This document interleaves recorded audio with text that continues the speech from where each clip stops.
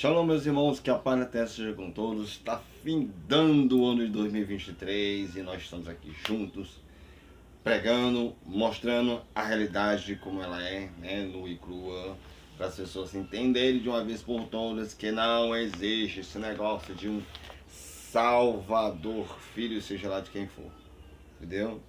Meu nome é Yarda Ben Abraham, né, esse é meu canal, Revelando a Verdade, né, contra o ministério do evangelho falsificado que dizem para as igrejas.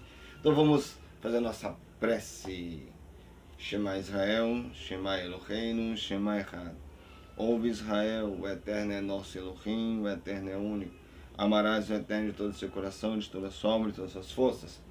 Estarão essas palavras que hoje ordeno em seu coração, ensinarás seus filhos diligentemente, andando pelo caminho, deitar-te e levantar-te. Eles serão como sinal sua mão e como memorial sobre sua testa, e como mesmo usar nas portas e no braço dos portões de sua casa. Que o Eterno te abençoe esse ano de 2024, que seja bem melhor do que esse ano de 2023, que para muitos não foi, para mim nem se fala.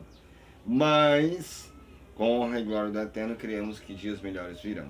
Então hoje eu vou falar sobre por que o Messias, né, o Messias tanto da Torá como do Taná, não pode ser o mesmo Messias dos cristãos. Por que não pode ser o Messias do Novo Testamento? Esse é o nosso tema de hoje, certo? Existe um movimento aí de alguns missionários cristãos que estão usando roupas judaicas, kippah, tzizit de oração, talit de oração, enfim. Estão usando roupas judaicas, estão pregando aí, dizendo que os judeus, em massa, estão se rendendo a Jesus. Isso não passa de uma safadeza e uma mentira descarada desse povo, né?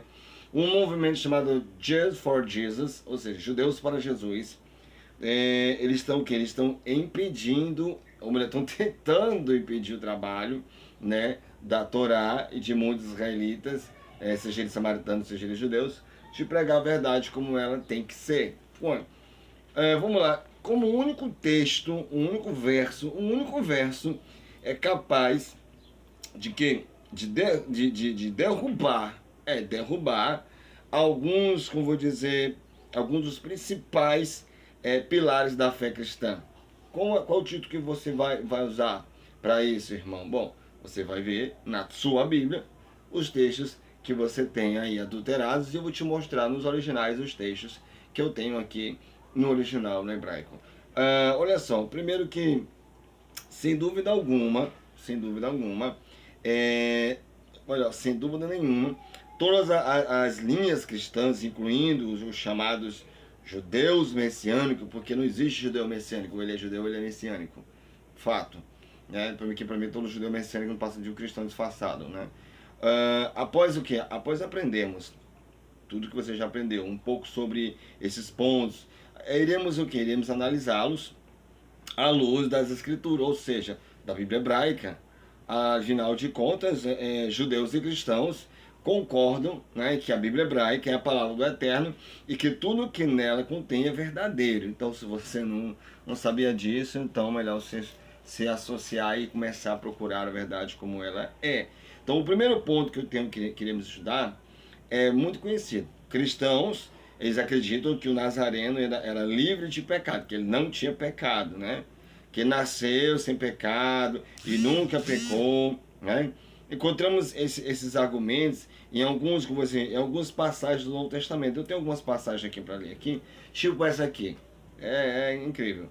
Hebreus capítulo 4, versos 14 e 15 diz: visto que temos um grande sumo sacerdote que adentrou os céus, o Nazareno, o filho do Deus deles, né, Deus triuno deles, apeguemos com toda a firmeza a fé que professamos, pois não temos um sumo sacerdote que não possa comparecer das nossas fraquezas, tadinhos, mas sim alguém que, como nós, passou por todo tipo de tentação, porém sem pecado. Como é que a pessoa passa por tentação sem ter sido pecado, gente? Se ele era humano, esse é mais do que patético. Outra que eu tenho aqui em minhas mãos, aqui, uma pérola aqui, ela em 2 Coríntios, capítulo 5, eu faço uma prochetazinha aqui, né, que eu sempre faço para eu ficar lendo aqui. 2 Coríntios, capítulo 5, verso 21, que diz: aquele que não conheceu o pecado, triste, o fez pecado por nós, para que nele fosse feita a justiça de Deus. Como é que ele não conheceu o pecado? Como é que ele não conheceu o pecado, gente? Ele deixou o quê? Uma adúltera se safar. Se ele naquela época era adúltera. Outra, ele nem sequer pegou o marido, o cara que estava traindo, e nem ela não colocou os três para julgamento. Ele se me vai e não peques mais. Aquela desculpa esfarrapada, dizendo, atira a primeira pedra que nunca pecou. Ah, isso é muito fácil. Por isso que hoje em dia lá no tribunal soltam muito bandido com esse pretexto aí, né? Então, vamos lá, o segundo que eu tenho aqui, o segundo ponto, ele está diretamente ligado ao primeiro e constitui um fundamento principal do cristianismo. O caso aqui diz que em Romanos 6,10 diz, porque morrendo ele morreu para o pecado uma vez por todas. Olha só. Porque morrendo ele morreu para o pecado uma vez por todas. Então, se você está livre de pecado, o cara lá morreu para os pecados, a humanidade, entendeu? Então você pode fazer o que bem quiser de acordo com o cristianismo, né? Então o segundo ponto aqui é que ele, Nazareno, morreu como um sacrifício pelos pecados da humanidade, de acordo com ele aqui. E de acordo com o cristianismo, somente alguém sem pecado poderia realizar um feito desse. Da mesma forma que o sacrifício do templo não podia ter defeito algum. Como conclusão, uma vez que o Nazareno morreu pelos pecados da humanidade, sua morte que anulou por completo a necessidade de qualquer outro sacrifício, de acordo com os cristãos. Né? Ou seja, aqui o Nazareno diz que você não precisa mais do sacrifício da Páscoa, que você não precisa de sacrifício de bode de cordeiro, está livre, tá? Porque morreu alguém. Mas sabe que vocês esquecem? Que o Eterno proibiu que um homem se matasse por outro homem, se sacrificasse, ou seja lá o que for, por um ser humano. Por isso que ele usou um animal físico, um bichinho, e não um homem. Uma coisa patética dizer que foi um homem que morreu pela humanidade. Como é que um pecador vai morrer pela humanidade, cheio de pecado que ele tem? Então é o seguinte. Aqui em Hebreus 10 a 18 diz o seguinte. Pelo cumprimento dessa vontade, fomos santificados, por meio do sacrifício do corpo do Nazareno, oferecendo uma vez por todos, onde essas coisas foram perdoadas, não há mais necessidade de sacrifício de pecado. Que coisa patética. Continua ainda. É importante aqui ressaltar também aqui que esses princípios, eles são quem? São fundamentais no cristianismo, aceito por vou dizer, absolutamente todas as denominações cristãs. Por quê? Porque é simplesmente impossível você ser cristão e não aceitar essas baboseiras. E não acreditar nesses pontos pormenores e achar que tá legal, que tá salvo, porque isso é triste. Tendo dito isso, levantamos a seguinte questão. O que o livro sagrado, o que a Torá e o Taná têm a dizer a respeito disso? Será que ele concorda que um homem tenha sido sacrificado pela humanidade? Será que isso é válido? Será que Deus mentiu? Será que ele se contradiz, já que ele disse que todas as coisas dele são eternas e que não passarão e que os seus sacrifícios são eternos? Porque nosso povo faz sacrifício na Páscoa, faz para remissão dos pecados. Isso é fato. Obviamente, quando é que eu falo Bíblia, me refiro aqui à Bíblia hebraica, tanto Taná como o Torá, conhecida pelas questões de Velho Testamento, que de velho ele não tem nada, né? Então, levando em consideração que no primeiro século do cristianismo, o Novo Testamento, lembre-se que o Novo Testamento, ele não tinha sido canonizado ainda, né? E para convencer um israelita, um judeu, um samaritano, qualquer outra pessoa, para tentar convencer, eles precisavam o quê? Eles precisavam basear-se no nosso livro sagrado, na Torá e no Taná, tentando distorpar a palavra, dizendo que era aquilo e botando outra coisa, né? Agora vamos aqui entender agora por que não tiveram esse sucesso, graças ao Eterno, caiu por água abaixo. Olha só, eu tenho aqui no livro, no capítulo 34 até no final do livro do capítulo 48 do profeta, né? E assim, obviamente que quando digo livro sagrado, vocês estão sabendo, então aqui, ó, eu tenho aqui em minhas mãos algo muito interessante. Se estamos falando sobre o Messias, nada melhor que observarmos o que uma das principais passagens da Bíblia, ou seja, sobre ele. Por exemplo, Essa passagem aqui no começo, no capítulo 34 do livro do profeta Ezequiel, eu estou usando aqui o Messias judaico, como já falei sobre o samaritano, agora estou falando sobre o judaico, para você ver que o Salvador de vocês, o Salvador do cristianismo, não tem nada a ver com o que o Eterno disse, nem na Torá e nem no Taná. Só para você ver que a falsidade é tão grande, né? Então é o seguinte, eu tenho aqui, lógico que após lamentar a terrível situação do povo judeu, no exílio, o profeta ele começa a apresentar uma mensagem de conforto e introduz, né? Introduz aqui o principal personagem dessa história, que é o Mashiach. Olha só o que diz aqui. Em Ezequiel capítulo 34, versículo 22 e 24, é o seguinte, ó, olha bem aqui, presta atenção. Portanto, hei de salvar o meu rebanho. Quem é o povo do rebanho? É o povo de Israel. Para que não sirvam mais de presa. E jogarei entre uma ovelha e a outra, e sobre elas porei um pastor. Não estou falando de um líder religioso de igreja A, B, C e D, não. Está falando de um líder que é israelita. E não um fajuto ou sabe? Então, e sobre ele porém um pastor e ele as apacentará. O meu servo Davi é que as apacentará. Ele lhe servirá de pastor e eu, o Eterno, serei o seu Deus. E o meu servo Davi será príncipe no meio delas. Eu, o Eterno, disse. Bom, aqui lendo Ezequiel, aqui encontramos uma promessa do que o Criador ao povo judeu, né? O que ele falou que Deus vai nos... não vou dizer que tem igual o gago. Aqui em 2 Samuel 7, 12, 14 e aqui em 1 Crônicas 22, 9 e 10, fala o seguinte, ó, Deus nos resgatar, vai nos resgatar e nos enviar alguém para nos liderar. Esse alguém é chamado de meu servo Davi e ele será um príncipe entre nós. O outro texto diz o seguinte, judeus e cristãos concordam que o verso se trata do Messias e é chamado aqui de Davi. Por quê? Por que é chamado de Davi? Porque existe uma promessa que o Messias seria um descendente da casa de Davi, né, seu filho Salomão, entendeu? Ou seja, para o judaísmo, o Messias seria da casa de quem? De Davi, né, descendente de Salomão, né? Então, ele é um homem físico. Só para confirmar que essa também é a interpretação cristã. Vejamos como o teólogo Charles Riley, que comenta um verso seguinte, olha só o que ele diz o seguinte, ó. Meu servo Davi, não se trata do rei Davi ressurreto, mas o descendente maior de Davi, o Messias. Ou seja, ele estava falando aqui que não é do Nazareno que ele estava falando. E realmente você lê pelo amor do sagrado, que não tem nada a ver com o Nazareno. Estava falando sim de alguém que é da tribo de Davi. Da tribo de Davi. Entendeu? O seu Cristo, aquele cara que você adora, lembre-se que ele é filho de um Deus, com uma humana. E que o padrasto dele era judeu. E a mãe dele, a terrestre aqui, era levita. Tá entendendo? O pai dele era um Deus, um suposto Deus. E a mãe dele aqui, uma mãezinha aqui que meteu, né, confusão em tudo. Então é o seguinte, não tem nada a ver uma coisa com a outra. O seu Nazareno não é um salvador. Olha só o que eu tenho aqui em minhas mãos. Isso baseado no Ezequiel capítulo 34, verso 23. Olha assim.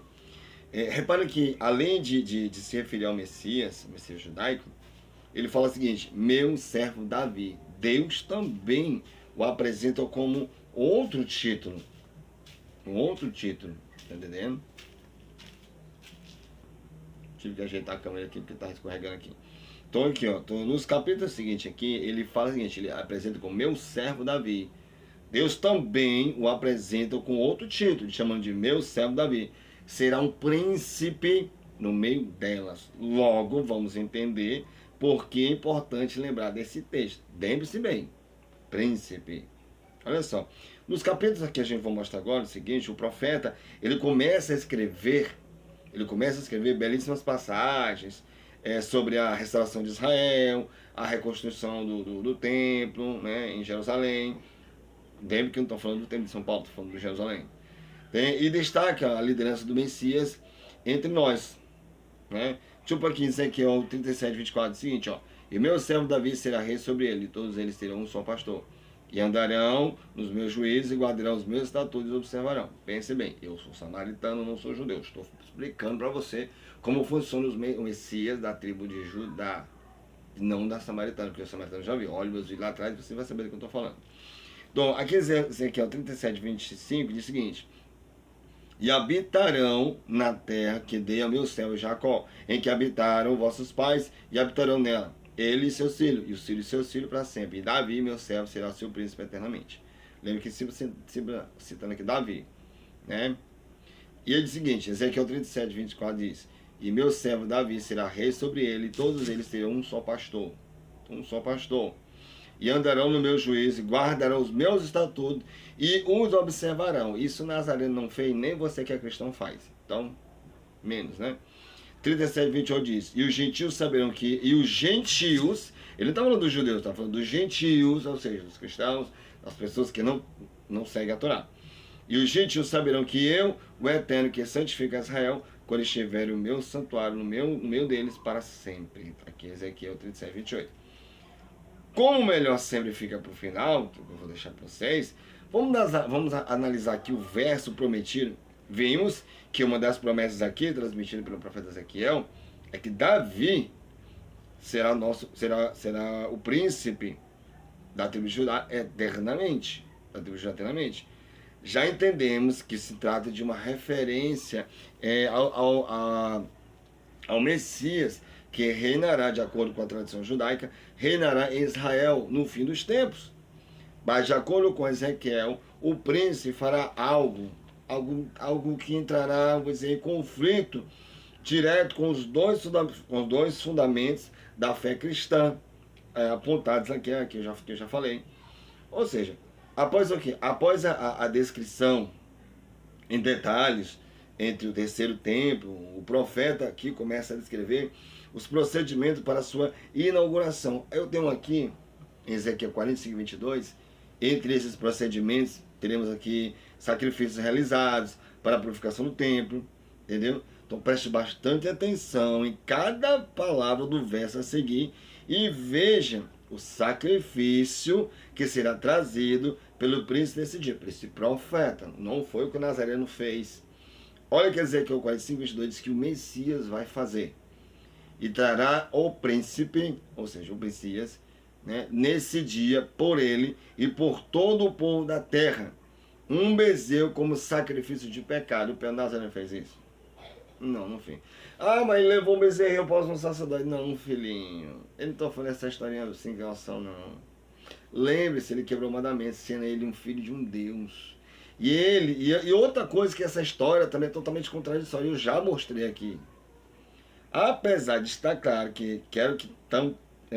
apesar de estar claro, eu quero aqui tentar deixar mais específico para você entender, pelo que vemos no verso acima, o livro sagrado nos diz que o Messias trará um sacrifício para expiar os seus pecados e também o pecado de todo o povo. Não foi isso que o seu Salvador fez. De acordo com o cristianismo, isso é impossível de acontecer. De acordo com o cristianismo, triste. Outra coisa que também eu tenho aqui é que se o Nazareno é o Messias, né, que não tinha pecado algum e sua morte encerrou qualquer necessidade de sacrifício, como é que você vai explicar esse verso que eu acabei de citar aqui? Como é que você vai explicar Ezequiel 45, 22? Se aqui diz que vai apresentar sacrifício no templo, ele vai fazer o sacrifício. E aí como é que você fica? Vai pelo povo todo, ele, né?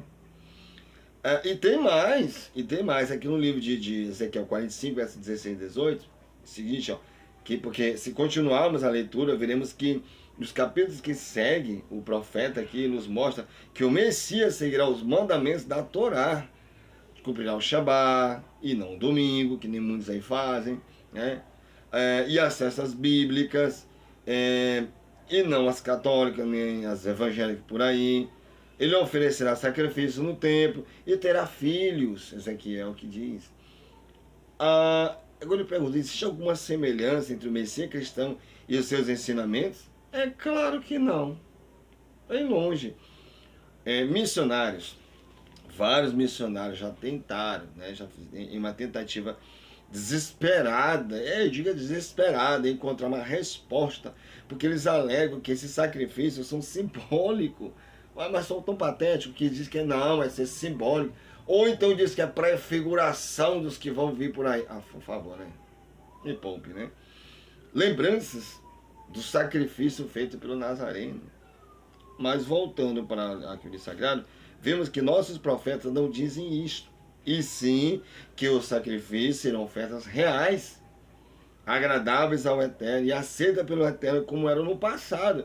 Está lá em Malaquias 3:4 diz o seguinte, ó: então as ofertas de Judá e de Jerusalém serão agradáveis ao Eterno, como nos dias passados, como nos tempos antigos. Tá aí, meu filho, vamos fazer a mesma coisa. Se ele fosse o Salvador, deveria ter cumprido isso.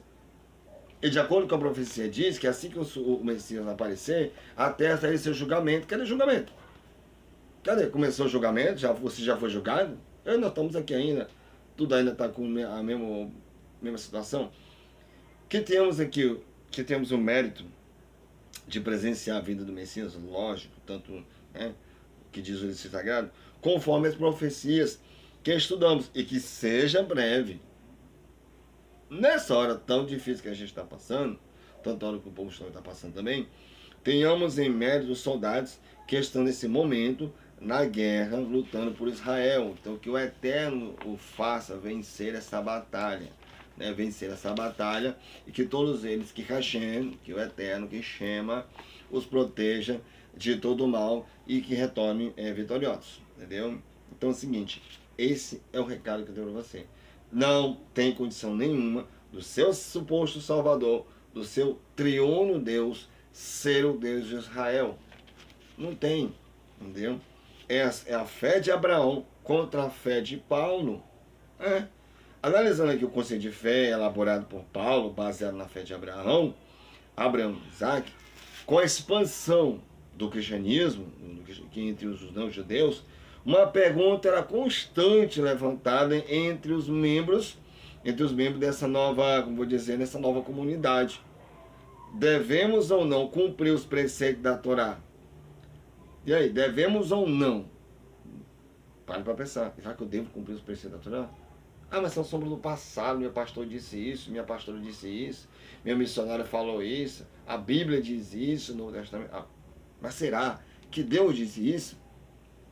O Novo Testamento ele não tinha sido produzido, põe em sua cabeça, ele não tinha sido produzido, e a única referência que o povo tinha era o quê? Eram as escrituras hebraicas, de Gênesis a Malaquias. O povo só tinha essa referência, não tinha o Mateus até Apocalipse, não tinha nada disso.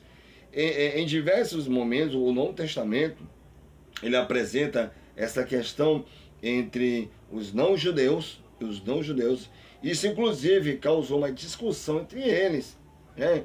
Após a reunião, após a reunião dos líderes, a decisão foi tomada que somente os judeus se manteriam o cumprimento da Torá, enquanto aos não-judeus as 7 leis universais de Noa. É o que dizem de acordo com o que muitos conversaram no passado. Agora, existe um debate entre os discípulos do Nazareno. Isso é uma confusão ali. Tipo aquele do livro de Atos, capítulo 15, versos 19 a 20, que diz o seguinte: portanto, julgo que não devemos pôr dificuldades aos não-judeus, que estão se aproximando de Deus. Pelo contrário, devemos escrever a eles, dizendo que se abstêm de comida contaminada pelos ídolos, da imoralidade sexual, da carne dos animais estrangulados e do sangue. E isso é o que Paulo está dizendo. Mas Paulo, não está na hora, a galera está comemorando.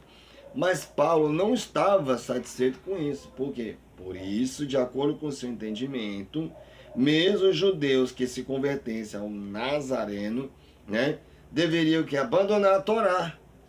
Seu argumento aqui era que a justificação só era possível através da fé e não do cumprimento da lei. Mas o que significa fé, de acordo com Paulo? O que significa isso?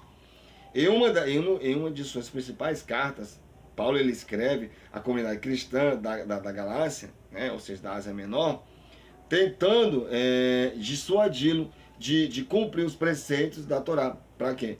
Para convencê-lo de que a justificação vinha através da fé e não da Torá. Paulo traz o exemplo de Abraão. E olha que ele pega um exemplo que não faz o menor sentido. Aqui em Gálatas 3, 6 a 9 ele diz: considera o exemplo de nosso pai Abraão. Ele teve fé em Deus e isso lhe foi acreditado como justiça. Estejam certos, portanto, que os que são da fé, estes que são filhos de Abraão, estes é que são filhos de Abraão, só por acreditar em Deus. Prevendo a Escritura que o Eterno justificaria pela fé os não-judeus, anunciando primeiro as boas novas de Abraão. Por meio de você, todas as nossas nações serão abençoadas. Assim, os que são da fé são abençoados justamente com Abraão, homem de fé. Você acha que só por causa que Abraão acreditava, era somente por causa disso? Será que Abraão não guardava as leis? Como entendemos aqui do verso acima, Abraão foi considerado justo simplesmente porque creu em Deus. Paulo, ele instrui aos não-judeus, aos não-judeus da galáxia, que a única coisa que deveriam fazer era ter o quê? Era crer em Deus. Assim como Abraão fez, Paulo continua então ensinando que crer em Deus, crer em Deus, assim como Abraão fez. Paulo continua aqui tentando colocar na cabeça das pessoas como resultado da fé de Abraão, ele recebeu uma promessa do Eterno, onde sua descendência se multiplicaria e as nações seriam abençoadas através dele. Tipo aqui Gênesis 12, 2 ao 3. Olha bem, farei de você um grande povo e o abençoarei. Tornarei famoso o seu nome e você será uma bênção. Abençoarei os que abençoarem e amaldiçoarei os que o amaldiçoarem. E por meio de você, todos os povos da terra serão abençoados. Então Paulo só... só isso aqui está ótimo. Para você que é cristão, acha que só está ótimo. Crê em Deus e pronto. Acabou-se. Mas só que não. O Eterno, ele não concorda com Paulo. Jamais. De acordo com a Torá, a fé de Abraão não era simplesmente acreditar nele.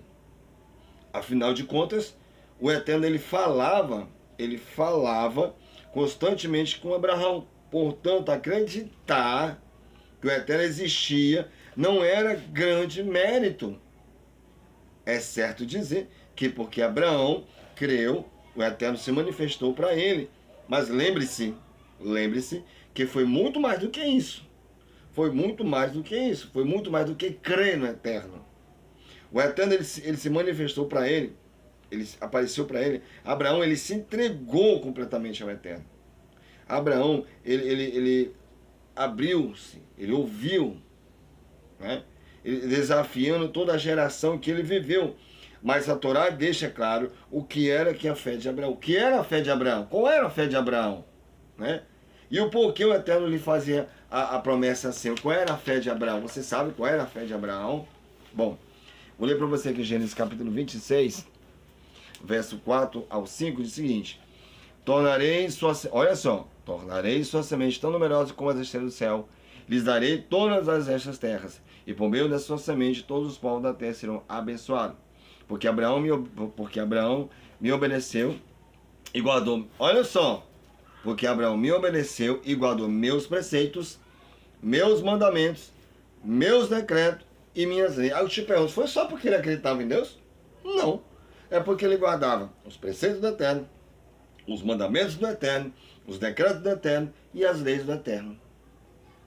É aquelas leis que foi dada nas tábuas, pois eram essas leis que ele seguia. Em Gênesis 26, 4 ao 5. A Torá deixa bem claro que a promessa feita a Abraão sobre sua descendência é a grande bênção que seria. Veio não porque Abraão creu somente nele, mas porque guardou os seus mandamentos. A fé de Abraão é inteiramente ligada ao cumprimento dos mandamentos. Aí alguém poderia pensar que Abraão ou qualquer judeu cumpriria a Torá sem crer em Deus? Isso não faz sentido. Sabemos também que outras pessoas daquela época acreditavam no Eterno, como vimos o exemplo de Melquisedeque. De Melquisedeque, rei de Salém, que a Torá o chama de sacerdote do Altíssimo. Está lá em Gênesis capítulo 14, verso 18. Mesmo assim, a promessa ela foi feita a Abraão e não a Melquisedeque. Melquisedeque só acreditava nele, mas não guardava mandamento. E aí? E a razão para isso foi fidelidade no cumprimento das leis do Eterno. E aí, meu amigo? Mas Paulo ele consegue piorar ainda mais o seu argumento, como vimos no trecho citado das cartas aos Gálatas. Paulo ele alega que os que são da fé, esses é que são filhos de Abraão. Olha que coisa patética. Paulo quer dizer com isso que os seguidores da nova fé, eles é que são filhos de Abraão. E através deles, e não os judeus, nem o não povo israelita, são descendentes biológicos. Já, triste. Os povos seriam abençoados. Veja como Paulo ele manuseia a escritura para mostrar seu argumento, tipo assim, Gálatas 3,16, ele diz, olha, ora, as promessas não foram feitas a Abraão e a sua semente. A escritura não diz, e sua semente. Olha como ele manipula aqui o negócio, né? Como se falando de muitos, mas a sua semente, dando a entender que se trata de um só isto, é Cristo. Que patético. Ele usa o termo sementes. Você está entendendo como é que funciona o sistema? Aqui, como eu falei em Paulo Gálatas 3,16, como ele falou, Paulo, ele se aproveitando, lógico, como um bom aproveitador como ele é, Paulo, ele se aproveitando da audiência não judaica, e sem o menor conhecimento de hebraico que Paulo tinha. Ah, mas Paulo estudava com alguns sacerdotes lá. Mas pelo jeito o estudo deles era feito através de uma parede e outra parede. Porque ele cria uma argumentação fantasiosa. Ele argumenta que se a semente de Abraão fosse muitos, ou seja, o povo de Israel, a Torá escreveria sementes, né? Sementes no plural e não no singular. Olha que argumento ridículo e patético. Então, isso só para você ver que Paulo não entendia nada de Torá. E pelo jeito, muitos aí não entendem nada de Torá. Nada mesmo. Olha só, o fato de que a Torá escreve no singular, é uma indicação de que se refere a um descendente específico. Nesse caso, né, as pessoas vão olhar, nesse caso, mas está falando de Jesus. Sério? Paulo, então, ele conclui que como a promessa veio antes da Torá, de acordo com ele, a mesma não poderia ser anulada pela lei. Portanto, crendo ele no Nazareno, a semente que era falada ali, de Abraão, estaria ligada à promessa e livres da lei. Porque a semente estava falando do Nazareno. Porque você fala sementes, por favor, né? Vou citar aqui um texto aqui de Gálatas, capítulo 3, versos 24 a 29, que diz o seguinte: assim a lei foi o nosso tutor até Cristo, porque fôssemos justificados pela fé. Agora, porém, tendo chegado à fé, já não estamos mais sob o controle do tutor. Ele está falando da lei. E se vocês são de Cristo, são descendentes de Abraão e herdeiros segundo a promessa. Que herdeiro de Abraão, meu irmão? Me diz. Se o Nazareno é filho de um Deus, como é que pode ser herdeiro de Abraão, cara? Pare e pensa, amada. Mas esse argumento aqui é fraudulento. Como podemos constatar, a Torá sempre usa a palavra semente em hebraico. Você sabe como é que chama semente em hebraico? É zerá. Zerá. Como designação para todo o povo de Israel. E não sementes. Está entendendo? Vou citar aqui uns textos só para vocês perceberem. Procura a tua Bíblia aí, ó. Gênesis 17, 19, ó. Então Deus respondeu: na verdade, Sara, sua mulher, lhe dará um filho, e você lhe chamará Isaac. Com ele estabeleceria a minha aliança, que será eternamente, para a sua semente, depois dele, após ele. Outro aqui é Gênesis 13, 16. Tornaria a sua semente, Zerá, tão numerosa como o pó da terra, se possível, conta o pó da terra, também se poderá contar a sua semente. Entendeu? Outro aqui, Gênesis 16, 10. Disse mais um anjo: multiplicarei tanto a sua semente que ninguém os poderá contar. Vai multiplicar a semente. Ele não precisa dizer sementes. Zerá. Semente. Aqui em Gênesis 22, 17, diz o seguinte: está certo de que eu abençoarei e farei sua semente tão numerosa como as estrelas do céu e como a areia das praias do mar. Sua semente conquistará as cidades do que lhe forem inimigos. Gênesis 26, 4. Tornarei sua semente tão numerosa como as estrelas do céu e lhes darei todas essas terras. E por sua semente todos os povos serão abençoados. Gênesis 46, 6. Também levaram seus rebanhos e os bens que tinham adquirido em Canaã. Assim Jacó foi para o Egito com toda a sua semente. Em 2 Reis 11, aconteceu um fato aqui, diz o seguinte, 2 Reis 11:1. Veio, pois, Atalha, mãe de Acasias, que seu filho era morto, levantou-se e destruiu toda a sua semente real. Todos os filhos estavam ali. Em 2 Crônicas 20, verso 7. Porventura o nosso Deus não lançaste fora os moradores desta terra diante do teu povo, ó Israel, e não a deste para sempre para a semente de Abraão, teu amigo? Como conseguimos provar aqui, em todos os casos acima da Bíblia, ela usa a palavra semente em relação a muitos, e de acordo com o argumento aqui de Paulo, como poderia uma semente no singular ser tão numerosa como o pó da terra? E como você está do mar? Porque nos versos acima, Deus não se expressou como Paulo nos explicou aqui e disse semente ao invés de semente? Obviamente, porque o argumento de Paulo é falso. Paulo não conhece Torá. E foi usado para quê? Para convencer uma comunidade que não tinha meios para o contrariar.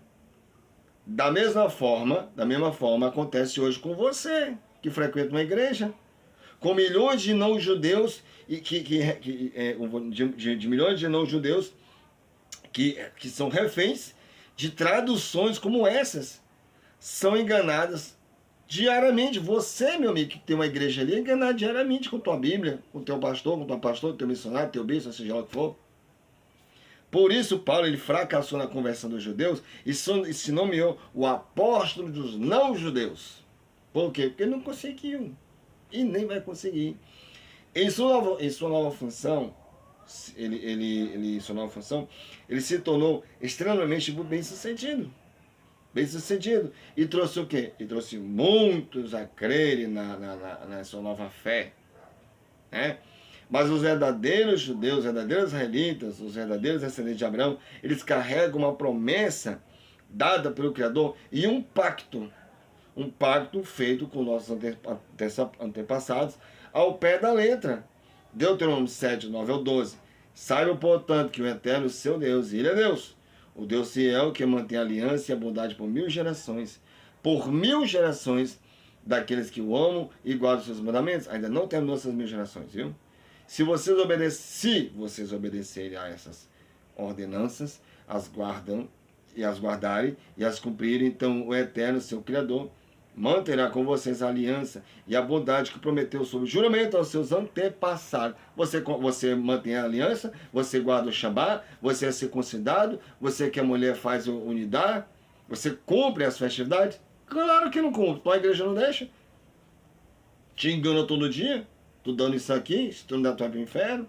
Dizer que se tu não estudar, se tu não der ouvido a um israelita, tu vai para o inferno, se tu der ouvido. Ah, por favor, né, gente? Aqui, deixou bem claro que quem guarda os mandamentos, que eu amo guarda os mandamentos, quem ama o Eterno guarda os mandamentos. Você não ama o Eterno.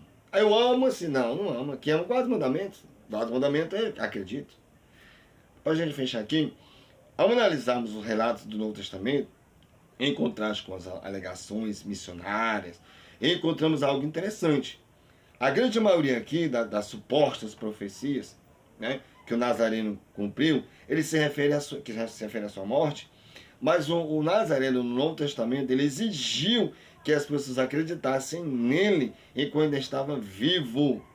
Agora imagine que as grandes passagens missionárias daquele momento não podiam ser usadas para provar a messianidade do Nazareno. Ou seja, ninguém poderia citar Isaías 53, Salmo 22, Zacarias 2 e etc. Então, que sinais poderiam ser apresentados? Porque um judeu vivendo em Israel naquele dia deveria acreditar no Nazareno? E até hoje? Talvez porque ele nasceu de uma virgem? Se esse é realmente um sinal messiânico, então deveria ser reconhecido por todo mundo, e ela para ser comum e não foi? Todos deveriam ficar surpresos e deveria ser de conhecimento comum, como tamanho com tanto milagre. No mínimo, essa criança seria acompanhada de muito perto, e não foi. Mas o próprio Novo Testamento aponta para o fato de que esse acontecimento não era de conhecimento do povo. Aí eu te pergunto, você prefere acreditar em quem? No seu líder religioso ou você procura a Torá, a palavra do Eterno? Então, eu espero que esse ano que vem, de 2024, possa abrir sua mente, possa estudar mais e procurar e ouvir, como diz o ditazinho, sai dela, povo meu, para não fazer parte do seu projeto. Estou usando aqui um texto parafraseando aqui, porque, sinceramente, meus irmãos, continuar no erro é tolice. Mas que eu espero que o Eterno te abençoe e você entenda que só existe um ser superior, acima de tudo e acima de todas as coisas desse planeta Terra e acima do universo. Só existe Hashem, só existe Shema, o nosso Todo-Poderoso. E não existe filho de ninguém, nenhum tal de Deus Pai, nem Deus Filho, nem muito menos Deus Espírito Santo, muito menos outras coisas. Só existe só Hashem. E que o Eterno de Israel te abençoe. Shalom. Que você tenha uma boa festa, uma boa paz e que este ano de 2024, o ano civil, possa te dar muita alegria e entendimento da palavra do Eterno. Shalom e aquele abraço.